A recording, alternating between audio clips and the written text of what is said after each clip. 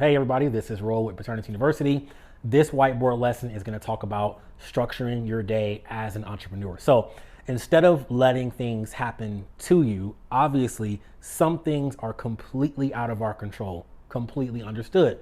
But instead of letting things happen to you, you can plan your day. So if you are a solopreneur, entrepreneur, high performer, or just looking to better structure your day, check this video out. Now, once I started writing out my day the night before of exactly what I needed to do, that is when things started happening. The magic started happening.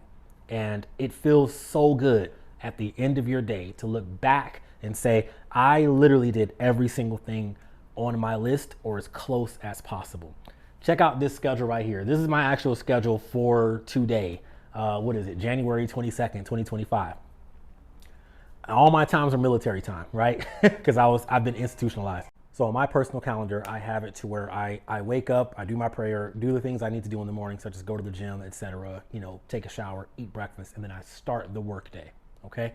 In the start of that workday, I have specific tasks lined up that I need to do, such as pay certain bills, email certain people back, reach out to this person, stop by the business, do a mid-month check-in, etc. Those tasks are business tasks that I have to do. Nobody is telling me to do those things. As an entrepreneur, no one tells you what to do. You're completely on your own, so you have to outline your day.